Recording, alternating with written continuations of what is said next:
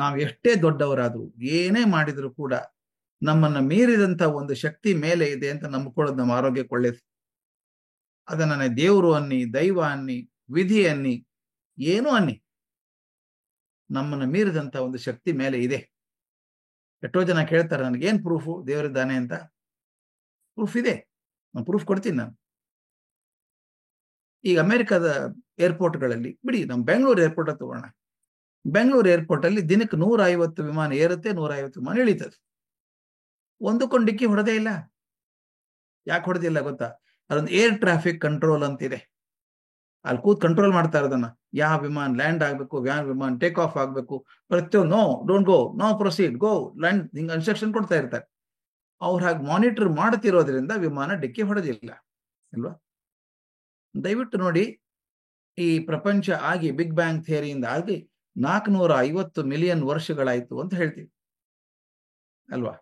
ಉಳ್ಕಿದ್ ಬಿಟ್ಬಿಡಿ, ನಮ್ ಬಿಹಾರ್ ಗ್ಯಾಲಾಕ್ಸೀಸು ಬಿಟ್ಬಿಡೋಣ. ನಮ್ ಸೋಲಾರ್ ಸಿಸ್ಟಮ್ ತಗೊಳ್ಳಿ. ಸೂರ್ಯನ ಸುತ್ತ ಗ್ರಹಗಳು ಸುತ್ತಾ ಇದ್ದಾವಲ್ಲ, ಅವತ್ತಿಂದ ಇವತ್ತಿಗೆ ಸುತ್ತಾ ಇದ್ದಾವೆ 450 ವರ್ಷಗಳಿಂದ.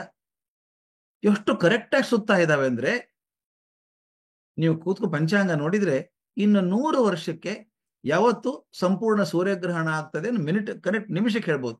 ನೀವು ನೋಡ್ತಿರಲ್ಲ, ಸೂರ್ಯಗ್ರಹಣ ಟೈಮ್ ಕೊಟ್ಟಿರ್ತಾರೆ ಮೊದಲೇ, ಒಂದು ವಾರ ಮೊದಲೇ, ಈ ಸೆಕೆಂಡಿಗೆ ಈ ನಿಮಿಷಕ್ಕೆ ಶುರು ಆಗ್ತದೆ, ಈ ನಿಮಿಷಕ್ಕೆ ಮುಗಿತದೆ, ಹಂಗೆ ಆಗ್ತದೆ. ಅಂದ್ರೆ all these planets are moving with absolute precision. Correct ಆಗಿ ಒಂದೇ ಸ್ಪೀಡಲ್ಲಿ ಒಂದೇ ರೀತಿಯಲ್ಲಿ ಹೋಗ್ತಾವೆ, ಒಂಚೂರು ಹೆಚ್ಚು ಕಡಿಮೆ ಆಗಿಲ್ಲ, ಒಂದಕ್ಕೊಂದು ಡಿಕ್ಕಿ ಹೊಡೆದೇ ಇಲ್ಲ. ಈಗ 150 ಪ್ಲೇನ್ ಹೋಗ್ತವೆ ಬರ್ತವೆ, ಡಿಕ್ಕಿ ಹೊಡೆದಿಲ್ಲ ಅಂದ್ರೆ ಏರ್ ಟ್ರಾಫಿಕ್ ಕಂಟ್ರೋಲ್ ಇದೆ, ಅದು ಮಾನಿಟರ್ ಮಾಡ್ತಾ ಇದೆ ಅಂತ ಹೇಳ್ತೀವಲ್ಲ. ಇದನ್ನ ಯಾರು ಮಾನಿಟರ್ ಮಾಡ್ತಾ ಇದ್ದಾರೆ? ಇದನ್ಯಾರು ಮಾನಿಟರ್ ಮಾಡ್ತಾ ಇದ್ದಾರೆ? ಯಾವುದೋ ಒಂದು ಶಕ್ತಿ ಇರಬೇಕು.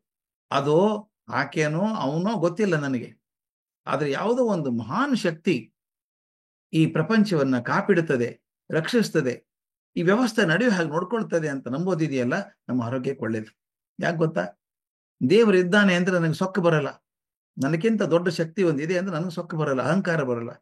ಎರಡನೇದು ಬಹಳ ಮುಖ್ಯ ಮಿತ್ರರೇ, ನಾನು ದುಃಖದಲ್ಲಿ ಮೊಳಕಾಲು ಊರಿ ಕೂತಾಗ ಜೀವನದಲ್ಲಿ ಯಾವಾಗಲೂ ಸುಖ ಸಮಯಗಳೇ ಬರ್ತದೆ ಅಂತ ಇಲ್ಲ. ಯಾವಾಗ ಕಷ್ಟ ಬಂದಿತ್ತು ಹೇಳೋಕ್ ಸಾಧ್ಯವೇ ಇಲ್ಲ. ಅಕಸ್ಮಾತ್ ಹಂಗೆ ಕಷ್ಟ ಬಂದಾಗ ನಾನು ಮೊಳಕಾಲು ಊರಿ ಕುಸಿದು ಕುಳಿತಾಗ ಆ ದೇವರು ಅನ್ನುವಂಥ ಶಕ್ತಿ ನಮ್ಮನ್ನು ಕಾಪಾಡುತ್ತದೆ ಅನ್ನೋ ನಂಬಿಕೆ ನಮ್ಮನ್ನು ಕಾಪಾಡುತ್ತೆ. ಅದರಿಂದ ದೇವರು ಅಂತ ಹೇಳ್ಬೇಕು, ನಂಬೇಕು. ಈ 4 ಥರದ ನಂಬಿಕೆಗಳನ್ನು ಹೇಳಿದೆ ನಾನು ನಿಮಗೆ. Faith in self, faith in what I do, faith that what I do is good for society, and last and most important is faith in power beyond me. ದೇವರು ಅಂತ ಇದೊಂದು ಘಟನೆ ಹೇಳಿ ನಿಲ್ಲಿಸ್ಬಿಡ್ತೀನಿ. ಬಹಳ ಚಂದದ ಘಟನೆ ಇದು, ನನ್ನ ಜೀವನವನ್ನು ಬದಲಾಯಿಸಿದಂತ ಘಟನೆ.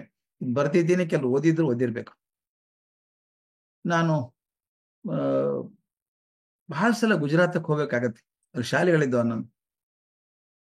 ಇದಾದದ್ದು January 1st, 2009 ಆದಂತ ಘಟನೆ ಇದು. ನಾನು ಬರೋಡಕ್ಕೆ ಹೋಗಿದ್ದೆ, ಅಲ್ಲಿ ಹೋಟೆಲ್ ಉಳ್ಕೊಂಡಿದ್ದೆ. ಸಾಯಂಕಾಲ ಸುಮಾರು 6:30-7 ಗಂಟೆಗೆ ನಾನು ನೋಡೋಕೊಬ್ರು ಡಾಕ್ಟರ್ ಬಂದರು, ಡಾಕ್ಟರ್ ಶೈಲೇಶ್ ಮೆಹ್ತಾ ಅಂತ. ಆಗ ಅವ್ರಿಗೆ 69 ವರ್ಷ. ಅವನು ಎಷ್ಟು ಪ್ರಸಿದ್ಧ ಹೃದಯ ತಜ್ಞ ಅಂದ್ರೆ, ಅವನಿಗೆ ಅಹಮದಾಬಾದ್ದಲ್ಲಿ, ಬರೋಡಾದಲ್ಲಿ, ರಾಜ್ಕೋಟದಲ್ಲಿ 3 ಕಡೆಗೂ ಹಾಸ್ಪಿಟಲ್ ಇದ್ದಾರೆ. ಅವನ ಕೈಯಲ್ಲಿ 100 ಜನ ಡಾಕ್ಟರ್ ಕೆಲಸ ಮಾಡ್ತಾರೆ. ಅವನು ದೇವರಾಗ್ಬಿಟ್ಟಿದ್ದಾನೆ. ಜನ ಅಂತಾರೆ, ಮೆಹ್ತಾ ಕಡೆ ಹೋದ್ರೆ ಆರಾಮಾಗ್ತೀನಿ ಬಿಡು, ಅವನ ಕೈಗುಣ, ಡಾಕ್ಟರ್ ಮುಟ್ಟಿದ್ರೆ ಆರಾಮಾಗ್ಬಿಡ್ತದೆ ಅಂತ ಸುದ್ದಿ. ನನ್ನ ಸ್ನೇಹಿತ ಆತ, ನನಗಿಂತ ವಯಸ್ಸಲ್ಲಿ ತುಂಬಾ ಹಿರಿಯರು, ಅದನ್ನ ಸ್ನೇಹಿತರಾಗಿದ್ದು. ನಾನು ನೋಡೋಕ್ ಬಂದ್ರು, ಮಾತಾಡ್ತಾ ಹೇಳಿದ್ರು, ಸರ್ ಇತ್ತೀಚೆಗೆ ಒಂದು ಘಟನೆ ಆಯ್ತು ನಮ್ಮ ಆಸ್ಪತ್ರೆಯಲ್ಲಿ, ನನಗೆ ಅದು ಏನ್ ಮಾಡ್ಬೇಕು ತೋಚ್ತಾ ಇಲ್ಲ ಅಂದ್ರು. ಏನಾಯ್ತು ಅಂತ ಕೇಳಿದೆ. ಡಿಸೆಂಬರ್ 2ನೇ ತಾರೀಕಿಗೆ ನಮ್ಮ ಆಸ್ಪತ್ರೆಗೆ ಒಂದು ಗಂಡ ಹೆಂಡತಿ ಮಗುನ್ ಕರ್ಕೊಂಬಂದ್ರು. ಸಣ್ಣ ವಯಸ್ಸಿನ ಗಂಡ ಹೆಂಡತಿ, 35-36 ವರ್ಷದವ್ರು ಇರ್ಬೇಕು. ಆ ಮಗು ವಯಸ್ಸು ಒಂದು 5.5 ವರ್ಷ ಹುಡುಗಿ. ಆ ಹುಡುಗಿ ಹೃದಯ ದೋಷ ಇದೆ. ಎಲ್ಲ ಫೈಲ್ ತಂದಿದ್ರು. ಮೆಹ್ತಾ ನೋಡಿದ್ರು, ಯಾಕೆ ತಡ ಮಾಡಿದ್ರಿ, ಮತ್ತೆ ಬರ್ಬೇಕಾಗಿತ್ತಲ್ಲ ಅಂದ್ರು. ಅಳೋಕ್ ಶುರು ಮಾಡಿದ್ರು ಅಪ್ಪ ಅಮ್ಮ. ಇಲ್ಲ ಸರ್, ಹಳ್ಳಿಯಲ್ಲಿ ಇರೋದು ನಾವು, ಅಲ್ಲಿ ನನಗೆ ಡಾಕ್ಟರ್ ಗುಣ ಆಗ್ತದೆ ಅಂತ ಔಷಧಿ ಕೊಟ್ರು. ಈಗ ಹೇಳ್ತಾರೆ ಮಗು ಬದುಕಲ್ಲ, ಮೆಹ್ತಾ ಕಡೆ ಕರ್ಕೊಂಡು ಹೋಗಿ ಅಂದ್ರು. ಬಂದಿದೀವಿ ಸರ್. ಮೆಹ್ತಾ ಹೇಳಿದೆ, ನಾನು ಸುಳ್ಳು ಹೇಳಲ್ಲ ನಿಮಗೆ, ಮಗುದ್ ಕಷ್ಟ ಇದೆ, 2 ಹಾದಿ ಇರೋದು. ತಕ್ಷಣ ಆಪರೇಷನ್ ಮಾಡ್ಬೇಕು ಮಗುಗೆ, ಆದ್ರೆ ಆಪರೇಷನ್ ಮಾಡಿದ್ರು ಕೂಡ ಮಗು ಬದುಕಿ ಉಳಿಯುವಂತ ಚಾನ್ಸ್ ಓನ್ಲಿ 30% ಮಾತ್ರ, ಅದಕ್ಕೇನು ಜಾಸ್ತಿ ಬದುಕಲ್ಲ. ಅಂದ್ರೆ ದೈವ 30% ಬದುಕಬಹುದು, 70% ಹೋಗೇ ಬಿಡ್ಬೋದು, ಆಪರೇಷನ್ ಟೇಬಲ್ ಮೇಲೆ ತೀರ್ಕೋಬಹುದು. ಮತ್ತು ಆಪರೇಷನ್ ಮಾಡದೇ ಇದ್ರೆ ಏನಾಗುತ್ತೆ, ಮಗು 6 ತಿಂಗಳು ಬದುಕಲ್ಲ, ಆರ್ಟ್ರೀಸ್ ಎಲ್ಲ ಬ್ಲಾಕ್ ಆಗೋಗಿದೆ, ಏನ್ ಮಾಡ್ತೀರಿ? ಮತ್ತೆ ಅಪ್ಪ ಅಮ್ಮ ಹತ್ರು, ಸರ್ ನೀವು ಹೇಳಿದ್ರಲ್ಲ 30% ಚಾನ್ಸ್ ಇದೆ ಅಂತ, ನಮ್ಮ ದೇವರಲ್ಲಿ ನಂಬಿಕೆ ಇದೆ ಸರ್, ಮಾಡಿಬಿಡಿ ಸರ್ ಆಪರೇಷನ್ ಅಂದ್ರೆ. ಆಯ್ತು ಅಂದ್ರೆ ಅಡ್ಮಿಟ್ ಮಾಡಿದ್ರು. 1-2 ದಿವಸ ಟೆಸ್ಟ್ ಎಲ್ಲ ಮಾಡ್ಬೇಕಲ್ಲ. ಮಗು ಜೊತೆಗೆ ತಾಯಿ ಇದ್ದಾಳೆ ಆಸ್ಪತ್ರೆಯಲ್ಲಿ. ದಿನ ಸಾಯಂಕಾಲ ತಾನು ಯಾವುದೋ ನಂಬಿದ ದೇವರು ನೆನೆಸ್ಕೊಂಡು ಆ ಮಗು ಹಣೆಗೆ ಕುಂಕುಮನೋ ವಿಭೂತಿಯನ್ನು ಹಚ್ಚಿ, ಚಿಂತೆ ಮಾಡಬೇಡ ಮಗು, ಆರಾಮಾಗ್ತೀಯ, ದೇವರಿದ್ದಾನೆ ಅಂತ ಹೇಳ್ತಿದ್ಲಂತೆ ಅಮ್ಮ ಮಗು. 3ನೇ ದಿವಸ ಮಗುನ ಆಪರೇಷನ್ ಕರ್ಕೊಂಬಂದ್ರು. ನಿಮ್ ಕಣ್ ಮುಂದೆ ಆಪರೇಷನ್ ಥಿಯೇಟರ್ ಬರಬೇಕು. ಆ ಟೇಬಲ್ ಮೇಲೆ ಪುಟ್ಟ ಮಗುನ ಮಲಗಿಸಿದ್ದಾರೆ, 5.5 ವರ್ಷದ ಮಗು ಪಾಪ. ಒಳಗಡೆ ಡಾಕ್ಟರ್ಸ್ ನರ್ಸ್ ಎಲ್ಲ ರೆಡಿಯಾಗಿ ಎಲ್ಲ ಇಟ್ಕೊಂಡಿದ್ದಾರೆ. ಕೊನೆಗೆ ಶೈಲೇಶ್ ಮೆಹ್ತಾ ಹೋದ್ರು. ಆ ಗ್ರೀನ್ ಹಾಕೊಂಡು ಗೌನ್ ಹಾಕೊಂಡು, ತಲೆ ಕ್ಯಾಪು, ಮಾಸ್ಕು, ಗ್ಲೌಸ್ ಹಾಕೊಂಡು ಒಳಗಡೆ ಹೋದ್ರು. ಆ ಮಗು ನೋಡಿದ ತಕ್ಷಣ ಕರಳು ಚುರುಕಂತ. ಪಾಪ ಮಗು ಬದುಕಿದೆ. ಆಪರೇಷನ್ ಸಕ್ಸಸ್ಫುಲ್ ಆಗೋ ಚಾನ್ಸ್ ಎಷ್ಟಿದೆ? 30% ಮಾತ್ರ. ಅಂದ್ರೆ ಬಹಳಷ್ಟು ಸಮಯ ಮಗು ಹೋಗೇ ಬಿಡ್ಬೋದು. ಈಗ ಬದುಕಿದೆಯಲ್ಲ, ಉತ್ತೇಜನ ಕೊಡಬೇಕು ಅಂತ ತಲೆಗೆ ಪೆಟ್ಟು ಟಚ್ಕೊಂಡ್ವಿ. ಮಗು ಚಿಂತೆ ಮಾಡಬೇಡ, ವಿಲ್ ಬಿ ಆಲ್ ರೈಟ್ ಅಂದ್ರು. ಮಗು ತಲೆ ಎತ್ತು ನೋಡ್ತು. ನಾನು ಚಿಂತೆ ಇಲ್ಲ ಡಾಕ್ಟರ್, ಒಂದು ಪ್ರಶ್ನೆ ಇದೆ ಅಂದ್ರು. ಪ್ರಶ್ನೆನಾ? ಏನ್ ಪ್ರಶ್ನೆ ನಿಂದು ಅಂತ ಡಾಕ್ಟರ್ ಕೇಳಿದ್ರು. ಸರ್, ಎಲ್ಲರೂ ಇಲ್ಲಿ ಆಸ್ಪತ್ರೆ ಹೇಳ್ತಾರೆ ನಿನಗೆ ಓಪನ್ ಹಾರ್ಟ್ ಸರ್ಜರಿ ಆಗಬೇಕು, ತೆರೆದ ಹೃದಯ ಚಿಕಿತ್ಸೆ ಆಗಬೇಕು ಅಂತಾರೆ. ನನ್ನ ಹೃದಯ ಪೂರ್ತಿ ಹೊರಗೆ ತೆಗೆದು ಬಿಡ್ತೀರಾ ಸರ್ ಅಂತ ಕೇಳಿ. ಏನ್ ಚಿಂತೆ ಮಾಡ್ಬೇಡಮ್ಮ, ನಿನಗೆ ನೋವೇ ಗೊತ್ತಾಗಲ್ಲ, ಅನೆಸ್ತೇಷಿಯಾ ಕೊಟ್ಟಿರ್ತೀವಿ, ಗೊತ್ತಾಗಲ್ಲ ನಿನಗೆ ಅಂದ್ರು ಡಾಕ್ಟರ್. ನನಗೆ ಅದು ಪ್ರಶ್ನೆ ಇಲ್ಲ ಸರ್, ನನ್ನ ಪ್ರಶ್ನೆ ಬೇರೆ ಇದೆ. ಏನ್ ನಿನ್ ಪ್ರಶ್ನೆ? ಆ ಹುಡುಗಿ ಹೇಳಿದ್ಲು, ಸರ್ ನಮ್ಮಮ್ಮ ನನಗೆ ದಿನ ಪೂಜೆ ಮಾಡಿ ಹಣೆಗೆ ಕುಂಕುಮ ವಿಭೂತಿ ಹಚ್ಚುವಾಗ ಹೇಳ್ತಾಳೆ, ನಿನ್ನ ಹೃದಯದಲ್ಲಿ ಭಗವಂತ ಇದ್ದಾನೆ ಕಾಪಾಡ್ತಾನೆ, ಹೃದಯದಲ್ಲಿ ಭಗವಂತ ಇದ್ದಾನೆ ಕಾಪಾಡ್ತಾನೆ ಅಂತ ಹೇಳ್ತಾಳೆ. ಅದಕ್ಕೆ ನೀವು ನನ್ನ ಹೃದಯ ಕೊರೆದಾಗ, ಕತ್ತರಿಸಿದಾಗ ಒಳಗಡೆ ದೇವರಿದ್ದಾನೆ ನೋಡ್ಬಿಡ್ತೀರಾ ಸರ್? ಇದ್ರೆ ಹೇಗಿದ್ದಾನೆ ಅನ್ನೋದನ್ನ ನನಗೆ ಗುಣ ಆದ್ಮೇಲೆ ಹೇಳ್ತೀರಾ ಸರ್ ಅಂದ್ಲು. ಈ ತರದ ಪ್ರಶ್ನೆಯನ್ನ ಯಾರೂ ಕೇಳಿರ್ಲಿಲ್ಲ ಮೆಹತಾಗೆ. ಆಯ್ತು ಆಯ್ತು ಆಯ್ತು ಅಂದ. ಆಪರೇಷನ್ ಶುರು ಮಾಡಿದ್ರು. ಮೆಹತಾ ಭಾವನಾ ಜೀವಿ ಅಲ್ಲ, ದಿನಕ್ಕೆ 10 ಹಾರ್ಟ್ ಕತ್ತರಿಸುವಂತ ಮನುಷ್ಯ.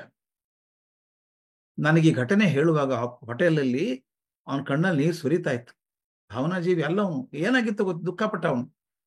ಹೇಳಿದ, ಆಪರೇಷನ್ ಮಾಡ್ತಾ ಇದ್ದೀನಿ, ಹಾರ್ಟ್ ಲಂಗ್ ಮಷಿನ್ ಆನ್ ಇದೆ, ಎಲ್ಲ ಇದೆ, ಆದ್ರೆ ಹೃದಯದಲ್ಲಿ ರಕ್ತಾನೇ ಬರ್ತಾ ಇಲ್ಲ.